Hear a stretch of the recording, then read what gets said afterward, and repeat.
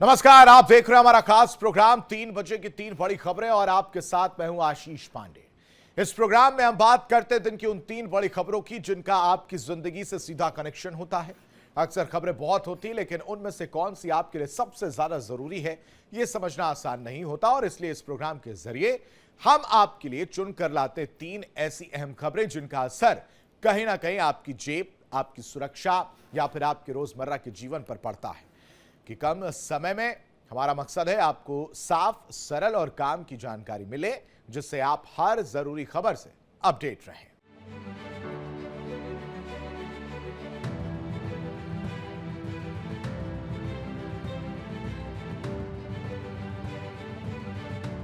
बजे की 3 खबरों में सबसे पहले बात करेंगे बैटल ऑफ बंगाल की। बंगाल में चुनाव नहीं, महायुद्ध चल रहा है। हर सीट पर सियासी संग्राम, हर बयान में वार पलटवार। दूसरे चरण के मतदान से पहले आरोपों की आंधी और वादों की बारिश चल रही है। उधर ईडी का ताबड़तोड़ एक्शन भी जारी है।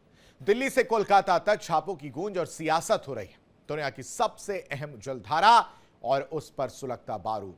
होर्मुज में बवंडर उठ चुका है। जहाज रुके हैं, सांसें थमी हैं। एक तरफ अमेरिका की ताकत, दूसरी तरफ ईरान की चुनौती। नाकेबंदी के बीच सवाल, कौन झुकेगा और कौन टिकेगा।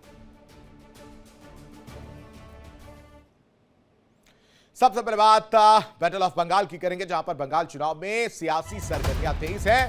दूसरे चरण के लिए सियासी पारा बढ़ता हुआ नजर आ रहा है। पहले चरण का मतदान खत्म हो चुका है, दूसरे चरण की बारी है। 29 अप्रैल को दूसरे चरण का मतदान होना है जिसमें 7 जिलों की 142 सीटों पर वोट डाले जाएंगे। बंगाल की सियासत अब अपने सबसे निर्णायक मोड़ पर पहुंच चुकी है। पहले चरण की बम्पर वोटिंग के बाद अब दूसरा और अंतिम चरण मुकाबले को और दिलचस्प बना रहा है।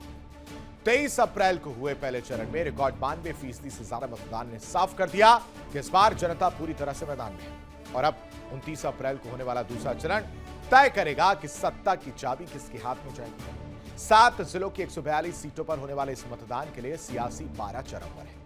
कोलकाता समेत साउथ सेंट्रल बंगाल के इलाके चुनावी रणभूमि बन चुके हैं।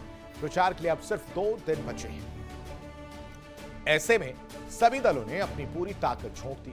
बीजेपी की तरफ से प्रधानमंत्री से लेकर गृह मंत्री तक हर बड़ा चेहरा चुनावी मैदान में। तो वहीं दूसरी ओर क्षेत्रीय ताकतें भी अपनी पकड़ मजबूत करने में जुटी हैं। पहले चरण की भारी वोटिंग ने मुकाबले को और कांटे का टक्कर बना दिया है। दोनों पक्ष अपनी अपनी जीत के दावे कर रहे हैं, लेकिन असली फैसला 29 अप्रैल को वोटिंग जब हो जाएगी और नतीजा जब 4 मई को साफ होगा तब समझ में आएगा कि बंगाल की जनता ने आखिर किस पर भरोसा जताया। तो क्या बंगाल का सियासी नक्शा बदलेगा या फिर सत्ता में वापसी होगी। फिलहाल निगाहें टिकी हैं दूसरे चरण के मतदान पर, जहां हर वोट तय करेगा भविष्य। जो बंगाल कभी भारत की इकोनॉमी का ग्रोथ इंजन था, आज वो बंगाल अपनी पहचान के लिए मोहताज है। आज उस बंगाल में उद्योग धंधे बंद हो रहे हैं, किसानों को उनकी उपज का अच्छा दाम नहीं मिल रहा है, नौजवान को नौकरी नहीं मिल रही है, सरकारी कर्मचारियों को भरपूर वेतन नहीं मिल पाता है, गुंडागिर्दी चरम पर है।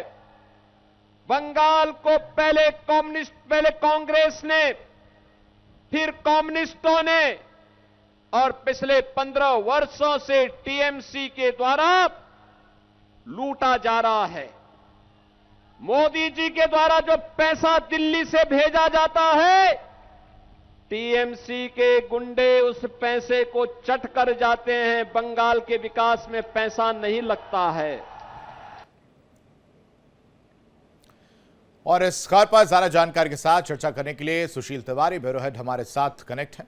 सुशील, लगातार हम चर्चा कर रहे हैं बैटल ऑफ बंगाल को लेकर। पहले फेज का मतदान हो चुका है, बारी दूसरे फेज की है। 29 तारीख को वोट डाले जाएंगे, लेकिन जिस तरह की उम्मीद, जिस तरह की तस्वीर आपको इससे पहले देखने को मिली थी, 90% से ज्यादा का जो है वोटिंग प्रतिशत निकलकर सामने आया, यही तस्वीर क्या दोबारा 7 जिलों में जब वोटिंग हो रही होगी तो देखने को मिलेगी, बढ़ चढ़कर लोग निकलकर सामने आएंगे या हिंसा जिस तरह से हुई, जो तोड़फोड़ हुई, उसका असर पड़ेगा?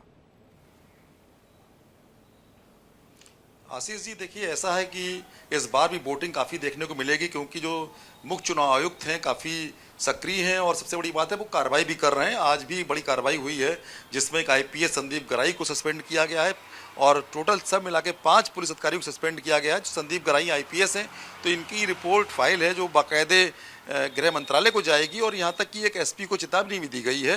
तो ये सब जो माहौल बन रहा है वहाँ पर निष्पक्ष चुनाव के लिए बन रहा है और जिस तरह पूरा माहौल वहाँ खराब था, टीएमसी के गुंडे थे, लगातार वहाँ पर गुंडागर्दी करते थे और पिछले चुनावों का अगर आंकड़ा देखा जाए तो 17 से 20 लोगों की मौतें भी होती थी हर चुनाव में। इस बार कोई मौत नहीं हुई। अगर देखा जाए छुटपुट हिंसा जरूर हुई है लेकिन उसमें किसी की मौत नहीं हुई है। तो इसको लेकर जो ज्ञानेश कुमार हैं मुख्य चुनाव आयुक्त, उन्होंने बंगाल के लोगों को बधाई भी दी है, क्योंकि 92% वोटिंग होना देश की आज़ादी के बाद ऐसा पहली बार हुआ है।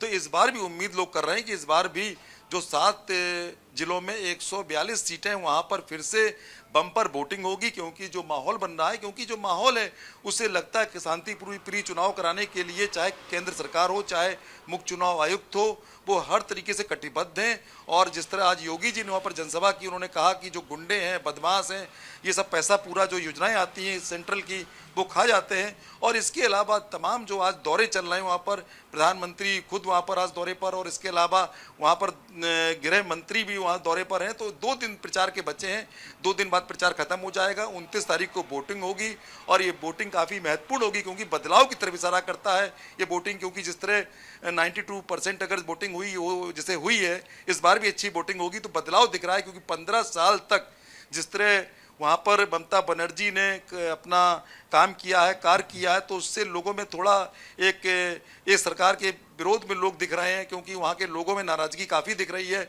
एक तो संस्कृति वहाँ की है, जो संस्कृति काफ़ी वहाँ की समृद्ध है, वहाँ पर काफ़ी पांडुलिपियाँ हैं, तमाम और भी वहाँ पर ऐसी जो संस्कृति संबंधित जो वहाँ पर और भी वहाँ पर तमाम ऐसी उपलब्धियां हैं, उसको सब एक जगह इकट्ठा करने के लिए म्यूजियम भी सरकार बना रही, केंद्र सरकार ने, जिस तरह मोदी जी ने पहले कहा था उस म्यूजियम बनाएंगे हम, और बाकायदे जो तमाम जो बंगाल का विकास है उसको मुख्य धारा में लाएंगे। और साथ में जो सीमाएं हैं वहाँ पर बाकायदे बाउंड्री बनेगी और जो घुसपैठियाँ हैं उन पर रोक लगेगी।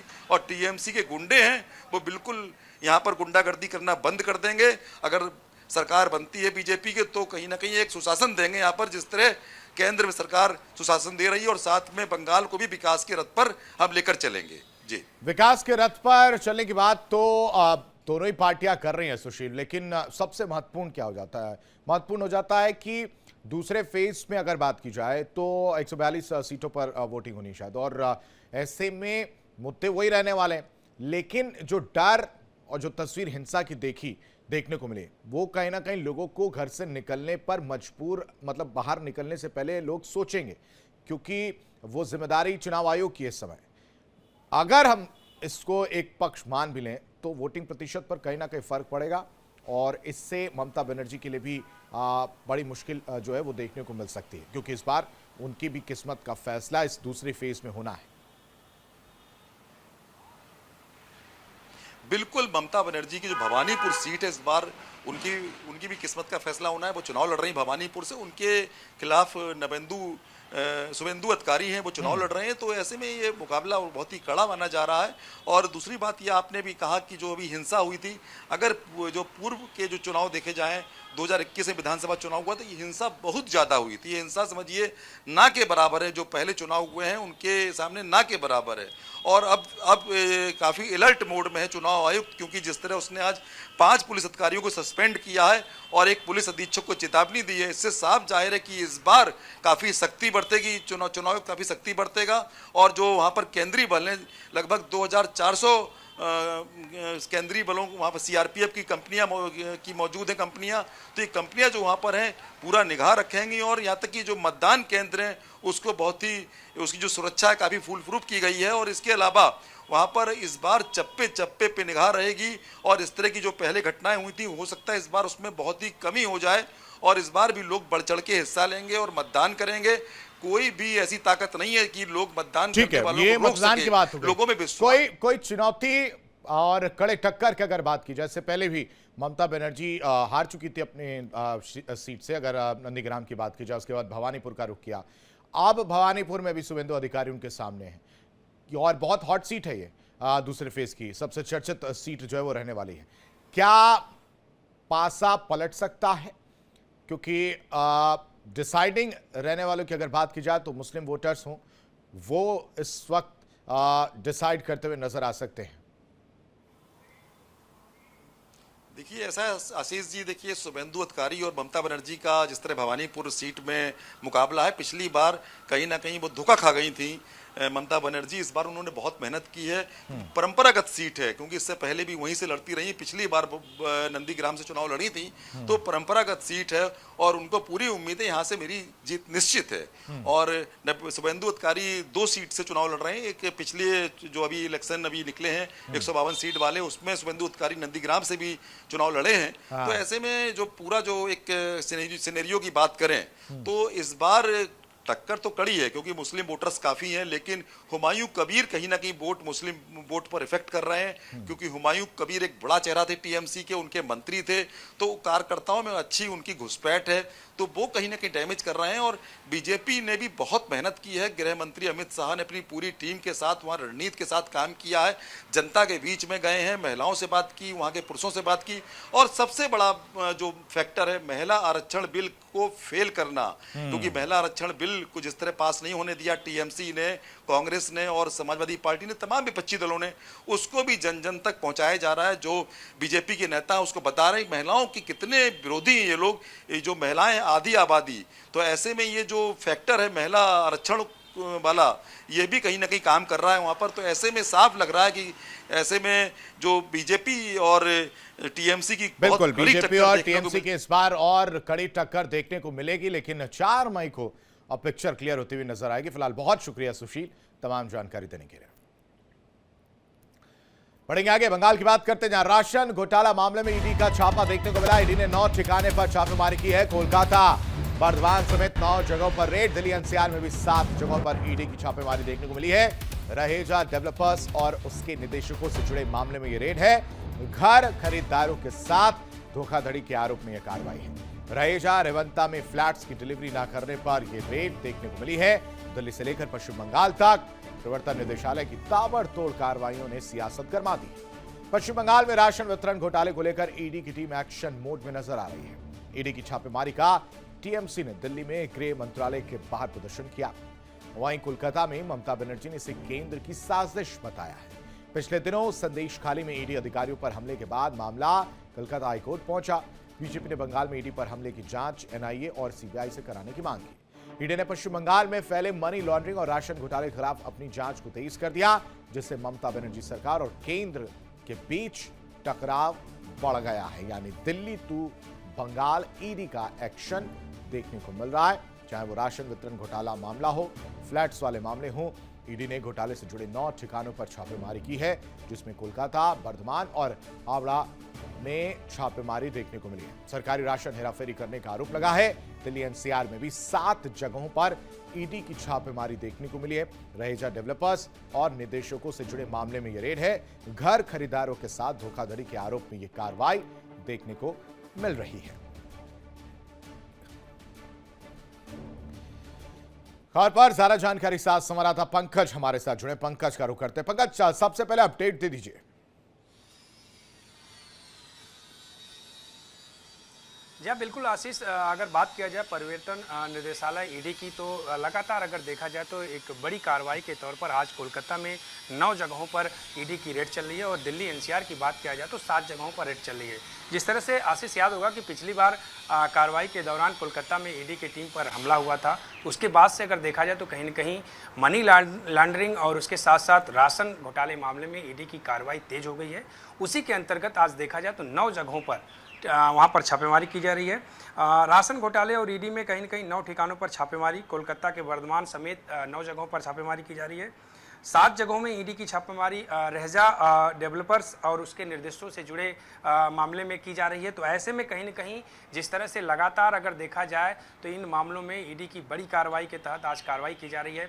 इस कार्रवाई का असर अगर देखा जाए तो कहीं जो है टीएमसी की जो सरकार है, टीएमसी की जो सदस्य हैं, वो लोग ने भी आज गृह मंत्रालय के बाहर यहाँ पर उन्होंने प्रोटेस्ट किया है। उनका साफ तौर पर कहना है क्योंकि दूसरे चरण का चुनाव है और उससे पहले इस तरह से ईडी की कार्रवाई, तो इसको लेकर के कहीं न कहीं एक सियासी बयानबाजी भी शुरू हो चुका है। खुद ममता बनर्जी ने भी इस पे बोला कि केंद्र सरकार या गृह मंत्रालय की साजिश है। तो इसको लेकर के देखा जाए तो लगातार प्रोटेस्ट भी शुरू हुआ, प्रोटेस्ट भी किया गया और इसमें कहीं न कहीं बयानबाजी भी सामने आ रही। लेकिन बात की जाए अगर मनी लॉन्ड्रिंग और राशन घोटाले की, तो इसमें ईडी के तरफ से बड़ी कार्रवाई करते हुए आज एक कहीं न कहीं उस कार्रवाई के तहत 9 ठिकानों पर छापेमारी की जा रही है। क्या इसमें किस तरह के इसमें ईडी को सबूत मिलते हैं, क्या क्या यहाँ से चीज़ें मिलती, ये देखना बाकी हुआ। क्योंकि जिस तरह से कार्रवाई है ये कहीं न कहीं जो ईडी की कार्रवाई है ये एक बड़ी कार्रवाई है। इसके अंतर्गत अगर देखा जाए तो लगातार जिस तरह से पिछली कार्रवाई में यहाँ पे कोलकाता में इनको दिक्कतें आई थी, अड़चनें आई थी, उन पर हमला हुआ था, उसको लेकर के अब की बार बड़ी टीम है, सतर्क है, उनके साथ साथ सुरक्षा के इंतजाम भी हैं। इसके तहत ये टीम कार्रवाई कर रही है। अभी देखना ये है कि आज 9 जगहों पर अभी कितने दिनों तक और कहाँ पर इस तरह की कार्रवाई होती है, ये देखना बाकी होगा। क्योंकि इसको लेकर के अब देखा जाए तो सियासी बयानबाजी भी चालू हो गया है। चाहे कोलकाता में मुख्यमंत्री की बात किया जाए या कहा जाए टीएमसी पार्टी की, तो वहाँ दिल्ली में प्रोटेस्ट भी किया गया। उनकी भी ये मांगे हैं, उनका कहना है कि जिस तरह से चुनाव है उसके तहत ये सारी चीज़ साजिश के तौर पर की जा रही है। लेकिन अगर इस जांच की बात किया तो जांच काफ़ी पुरानी है। उसके तहत जो टीम पर हमला हुआ था उसके बाद से टीम लगातार जो है कहीं न कहीं उनके जो सोर्स हैं, जिस तरह से उनको चीज़ें मिली थी उस अनुसार टीम ने छापेमारी की है और आज बड़ी कार्रवाई की जा रही है। जी, इससे पहले भी पूर्व सांसद और अभिनेत्री नुसरत जहां को उनके इन्वॉल्वमेंट को लेकर ईडी ने जो है समन जारी किया था, पेश करने की बात कही गई थी। ऐसे में टाइमिंग को लेकर सवाल उठ रहा है कि जब चुनाव होना है, चुनाव से पहले ईडी इतने पूरे एक्शन मोड में नजर कैसे आ सकती है, जिसको लेकर विपक्ष लगातार सवाल जो है वो उठा रहा है। पंकज, बिल्कुल, देखिए आशीष, अगर देखा जाए तो एक चरण का चुनाव हुआ है, दूसरे चरण का चुनाव हो, ऐसे में ईडी की कार्रवाई कहीं न कहीं सियासी बयानबाजी, जिस तरह से मैंने बताया कि यहाँ भी प्रोटेस्ट हो रहा है, लोगों का यही आरोप है कि एक तरफ चुनाव और दूसरी तरफ ईडी की कार्रवाई, क्या इससे साबित करने का प्रयास है। लेकिन अगर देखा जाए तो एजेंसियों का काम है, एजेंसियाँ अपने हिसाब से काम करती हैं। लगातार अगर देखा जाए तो चुनाव के पहले भी इस तरह की जो है ईडी की रेड हुई है, उसमें चीज़ें मिली भी हैं, उस अनुसार और भी छापेमारी, तो ये उनका एक प्रोसेस है, एक काम है। लेकिन अगर इसमें ऐसे मौके होता है तो कहीं न कहीं बयानबाजियां भी आती हैं, राजनीतिक स्टैंड भी मिलता है। उसके अंतर्गत वहां पर टीएमसी की पार्टी ने जिस तरह से सवाल उठाया है, ये एक सवाल अब इस पे देखना है कि जिस तरह से जब पहली बार हमला हुआ था, ईडी की टीम ने रेड किया था, तो उसमें भारतीय जनता पार्टी की तरफ से ही मांग किया गया था कि सीबीआई और जो है एनआईए इसकी जाँच करे कि इस तरह से हमला हुआ, कौन लोग थे। तो ऐसे में देखिए ये राजनीतिक बातें आती रहती है, लेकिन फिलहाल जो एजेंसियाँ हैं वो अपना काम कर रही हैं। एजेंसी अपने स्तर पर काम कर रही है, किस तरह से उनको कार्रवाई करना है वो अपना डिसाइड करते हैं, अपने अनुसार करते हैं। इसमें अब ये देखना होगा कि अगली कार्रवाई किस तरह से होती है और कब तक होती है। क्या ये 9 जगहों पर जब रेड होती है इसमें किस तरह से चीज़ें निकल के आती हैं, ये भी देखना बाकी होगा कि यहाँ से किस तरह से ईडी को सफलता मिलती है या दूसरे जगह और इस तरह की व्यवस्था करके उसके बाद रेड किया जाएगा, ये चीज़ें देखना होगा। आशीष, बिल्कुल पंकज, बहुत शुक्रिया तमाम जानकारी देने के लिए। बढ़ेंगे आगे, एक बड़ी खबर आपको बताते हैं। स्ट्रेट ऑफ हॉर्मुज में संघर्ष जारी है। ईरान अमेरिका के बीच तनाव इस वक्त देखने को मिल रहा है। हॉर्मुज पर नाकेबंदी से वॉर का सेकेंड फ्रंट खुला है। भड़काऊ बयान तनाव बढ़ा सकते हैं। अमेरिका और ईरान दोनों के बीच बंदूकें खामोश हैं, लेकिन इरादे नहीं। 8 अप्रैल के बाद से कोई सीधा सैन्य टकराव नहीं हुआ। संघर्ष विराम खत्म हुआ तो फिर बढ़ा दिया गया। तो क्या यह शांति की कोशिश है या तूफान से पहले की खामोशी? एक तरफ अमेरिका के राष्ट्रपति ट्रंप का सख्त आदेश है कि हॉर्मुज में अगर ईरानी नाव बारूदी सुरंग बिछाती दिखी तो देखते ही उसे उड़ा दो। दूसरी तरफ ईरान ने चेतावनी दी है कि हमारे सैनिक गुफाओं में तैयार बैठे हैं, यानी बयान भी बारूद जैसे और इरादे भी विस्फोटक हो रहे हैं। हॉर्मुज अब सिर्फ एक समुद्री रास्ता नहीं बल्कि टकराव का सबसे बड़ा मंच बन चुका है। सवाल यह है, क्या यह सिर्फ दबाव की रणनीति है या फिर दुनिया एक और बड़े टकराव के मुहाने पर खड़ी है? क्योंकि जब धमकियां हकीकत में बदलती हैं तो सिर्फ जंग नहीं होती, इतिहास बदल जाता है। और इस वजह से हम कह रहे हैं कि होर्मुज इस वक्त हॉटस्पॉट है और क्या वर्ल्ड वॉर 3 की आहट सुनाई देने लगी है। खबर पर ज्यादा जानकारी के साथ चर्चा करने के लिए सहयोगी मीनाक्षी हमारे साथ जुड़ी हैं। मीनाक्षी का रुख करते हैं। मीनाक्षी, ठीक है, सीजफायर था, सीजफायर को बढ़ा दिया गया, कब तक के लिए बढ़ाया गया इसको लेकर क्लियरिटी नहीं है। दूसरी तरफ स्ट्रेट ऑफ हॉर्मुज इस वक्त हॉटस्पॉट बना हुआ है, चर्चा का विषय बना हुआ है, समाधान नहीं निकल रहा। पीस टॉक में, पीस टॉक को लेकर तमाम जो है अंधेरे में तीर मारे जा रहे हैं, परेशानी सबको है। अब एक बार फिर से कहीं ना कहीं सुगबुगाहट या आहट वर्ल्ड वॉर 3 की देखने को और सुनने को मिल रहे हैं, क्योंकि हॉटस्पॉट की अगर बात करें, स्ट्रेट ऑफ हॉर्मुज की बात करें, नाकेबंदी हटाने को अमेरिका तैयार नहीं है और ईरान इस चीज को लेकर पीछे हटने को तैयार नहीं है। और दूसरी तरफ ये भी कंफ्यूजन बहुत ज़्यादा बरकरार है आशीष कि क्या दोनों देश आकर के बातचीत की टेबल पर बैठेंगे, क्योंकि एक तरफ जहां उनके विदेश मंत्री, ईरान के विदेश मंत्री अब्बास अरागची अभी भी ईरान से निकल करके पाकिस्तान की यात्रा पर है, पाकिस्तान पहुंचे हुए हैं, लेकिन वो ये कह रहे हैं कि वो अमेरिका के साथ एक टेबल पर बातचीत नहीं करेंगे। दूसरा, उन्होंने हॉर्मुज के मुद्दे पर पहले ही शर्तें रख दी हैं कि अगर यहाँ से नाकेबंदी अमेरिका नहीं हटाएगा तो बातचीत की कोई मायने ही नहीं है, बातचीत हम करेंगे ऐसा वो सोचे भी ना। दूसरी तरफ अमेरिका ये कह रहा है कि हॉर्मुज में जिस तरीके से माइंस पिछले दिनों बिछाई गई थी वो उसे साफ करना चाहता है, नाकेबंदी को यहां से नहीं हटाने वाला है। और साथ ही ईरान को भी उनकी शर्तों पर झुकना होगा। अगर ईरान उनकी शर्तों पर झुकेगा तो ही वो हॉर्मुज को खाली करेंगे। हालांकि ये उनकी तरफ से स्पष्ट नहीं किया गया है कि ईरान शर्तों को मान जाएगा फिर उसके बाद वो हॉर्मुज छोड़ देंगे। अब ईरान पर कब्जा करके एक तरफ अमेरिका बैठ गया है। अमेरिका ने सीधे सीधे ये आदेश दे दिए कि छोटी छोटी बोट्स जो कि ईरान की हैं, जो वहां पर आती हैं, सीधे उन पर कार्रवाई करना है। और अगर सीधे उन पर कार्रवाई की जाती है तो हॉर्मुज से ये युद्ध जरूर से भड़केगा, इसकी आशंका से इनकार नहीं किया जा सकता है। हालांकि थोड़ा सा हमें इंतजार इस बात का करना चाहिए कि क्या हॉर्मुज के मुद्दे पर पाकिस्तान इस्लामाबाद टॉक जो होती है उसमें इसे लेकर के कोई हल निकाला जाएगा या नहीं निकाला जाएगा। अमेरिकी राष्ट्रपति डोनाल्ड ट्रंप तरह तरह के बयान दे रहे हैं, उनके बयानों को लेकर के बहुत ज्यादा अब ईरान भी उत्सुक नजर नहीं आता है, जो ये कह रहा है कि हम अमेरिका के ऊपर भरोसा नहीं कर सकते हैं। और यही वजह की देखिए HW जॉर्ज बुश जो उनका तीसरा युद्धपोत है उसे हॉर्मुज की तरफ बढ़ाना, फारस की खाड़ी की तरफ लेकर के जाना, यानी सीधे सीधे एक प्रयास तो यही किया जा रहा है कि हॉर्मुज के सहारे ईरान को घेरा जाए। ईरान की नाकेबंदी पहले ही कर दी गई है कि ईरान के पोर्ट से ना तो कोई जहाज बाहर जाएगा हॉर्मुज से, ना ही हॉर्मुज से कोई सा भी जहाज ईरान के अंदर को दाखिल होगा। तो ऐसे में नाकेबंदी तो फुल कर दी गई है, लेकिन यह भी कह दिया गया है कि अगर यहां से किसी भी तरीके का आपको कोई व्यापार करना है तो उसके लिए पहले अमेरिका के सामने नतमस्तक होना होगा, जो कि ईरान को कतई स्वीकार नहीं है और बिल्कुल इन संभावनाओं से इनकार नहीं किया जा सकता है। जैसा डोनाल्ड ट्रंप की तरफ से आदेश दिए गए हैं कि अगर छोटी बोट्स भी आपको हॉर्मुज के आसपास नजर आती है अमेरिकी बेड़े को तो वो उनको तुरंत से वहां पर उड़ा दे। और अगर अमेरिका की तरफ से ये कार्रवाई की गई तो IRGC बड़ा कदम जरूर से उठाएगा और मुंह तोड़ जवाब वहां पर दिया जाएगा, जिसकी वजह से ये युद्ध और भड़क सकता है। बिल्कुल, आपने दो शब्दों का इस्तेमाल किया, एक IRGC और दूसरा बोट। पहले वाले में तो यही था कि ईरानी बोटों को मार गिराने का जो आदेश दिया गया उसमें डर कह लीजिए या संशय कह लीजिए या चिंता कह लीजिए कि अब ईरानी बोट एक बार फिर से एक्टिव हो रही है और माइंस बिछाने का काम कर रही है, जिससे अमेरिका को टेंशन हो सकती है।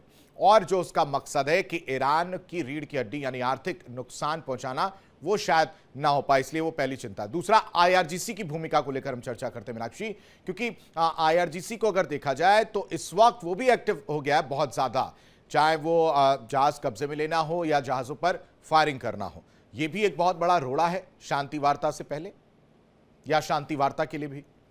बिल्कुल है। देखिए, अहमद वहीदी के रोल को लेकर के लगातार सवाल उठ रहे हैं और अमेरिकी मीडिया की तरफ से जो प्रोपोगेंडा चलाया जा रहा है, जैसा कि ईरान कह रहा है कि प्रोपोगेंडा चलाया जा रहा है कि ईरान की सरकार और IRGC के बीच में सब कुछ नहीं बन रहा है। एक तरफ वहां पर मुस्तफा खामनेई के हाथ में कमान दी गई है, लेकिन माना यह जा रहा है, कहा यह जा रहा है कि अहमद वहीदी जो कि IRGC के कमांडर है वो सब कुछ कंट्रोल करते हुए नजर आ रहे हैं, जो कि अमेरिका से बातचीत के पक्ष में बिल्कुल भी नहीं है। हालांकि सेना की बात अगर छोड़ दी जाए, IRGC की बात अगर छोड़ दी जाए कि वो बातचीत करना चाहती है या नहीं, तो सरकार का एक इतर पक्ष देखने को मिलता है। सरकार बातचीत करने के लिए इच्छुक है, लेकिन वो अपनी शर्तों के साथ बातचीत करना चाहती है। अगर अहमद वहीदी इसी तरीके से कंट्रोल करने की कोशिश करते रहे तो ना तो ये बातचीत होगी, ना तो हॉर्मुज का ये मुद्दा सुलझने वाला है, बल्कि और सुलगते जाएगा।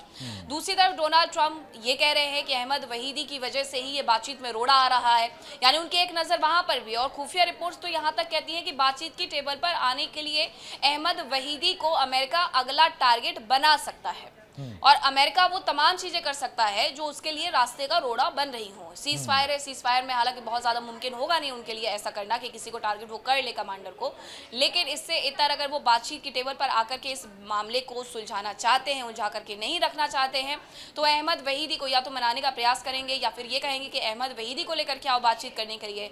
ईरानी डेलीगेशन की तरफ से अब्बास अरागची जो बातचीत करेंगे। इसके अलावा एक नाम था बी गालिबाफ का। ईरानी मीडिया ने कहा बी गालिबाफ ने इस्तीफा दे दिया क्योंकि उनकी और IRGC के बीच में बन नहीं रही है। तो अब ऐसे में बी गालिबाफ भी दूर जा चुके हैं, तो अब ऑप्शन बचा क्या? अब्बास अरागची अकेले जाकर के क्या बात कर करके आएंगे, क्योंकि पूरा का पूरा जो उनका ऊपरी जितने भी सलाहकार थे, जो भी नेता थे, जो भी पद पर आसीन नेता थे, उन सबको मिटा दिया गया है अमेरिका की तरफ से। बची IRGC पहले से ही अमेरिका से बातचीत नहीं करना चाहती है, तो ये मामला बड़ा कंफ्यूजन भरा हो गया है। हाँ। कि बातचीत की टेबल पे आए। यानी अब एक और पक्ष पे हम लोग चलते हैं, शांति वार्ता पर चलते हैं। शांति वार्ता की अगर बात की जाए तो वो कहीं ना कहीं शिगुफा ही साबित होता हुआ नजर आएगा, या हम लोग खुलकर कह देते हैं कि फेल होता हुआ नजर आएगा। पहला वाला फेल हुआ ही था, दूसरा भी हो जाएगा। वजह यह है कि इधर जेडी वेंस भी नहीं है, इधर गालिबाफ भी नहीं है, साथ ही साथ ईरान का कोई इंटरेस्ट भी नहीं है। ईरान लगातार इसको लेकर बयान देता हुआ नजर आ रहा है। सिर्फ और सिर्फ अमेरिका की तरफ से वो उत्सुकता, वो अग्रेशन देखने को मिल रहा है। तो इस वजह से हम ये कह सकते हैं ना कि शांति वार्ता पर इस वक्त सवालिया निशान है, वो सफल होती हुई नजर नहीं आएगी। तो कंफ्यूजन की स्थिति है आशीष कि आखिरकार डेलीगेशन में जाएगा कौन? ईरान के जो विदेश मंत्री अब्बास अरागची वो ऑलरेडी जा करके बैठे हुए हैं इस्लामाबाद में, लेकिन बातचीत के लिए नहीं बैठे हुए हैं। लेकिन अमेरिका जरूर ये तैयारी कर रहा है कि जब अब्बास अरागची पाकिस्तान पहुंच गए तो हम अपनी डेलीगेशन को भी वहां पर पहुंचा दें, ताकि उनके रहते हुए ये बातचीत हो जाए। हालांकि वो 3 देशों की यात्रा पर निकले हुए हैं, उन्हें मस्कट भी जाना है, उन्हें मॉस्को भी, रशिया भी जाना है, इसके अलावा वो पाकिस्तान में अभी इस्लामाबाद में मौजूद है। अमेरिका की तरफ से ये क्लियर कर दिया गया, स्पष्ट कर दिया गया कि जेडी वेंस इस बार वार्ता का हिस्सा नहीं होंगे। हालांकि जेडी वेंस को लेकर के ये माना जा रहा था कि वो निष्पक्ष रहेंगे। उनकी तरफ से पिछले बार भी बातचीत को लेकर के एक बयान आया था जिसमें उन्होंने कहा कि अविश्वास बहुत ज्यादा था, इसलिए बात नहीं बन पाई। जेडी कुशनर को लेकर के ये कहा जाता है कि कुशनर बहुत ज्यादा यहूदी समर्थक है।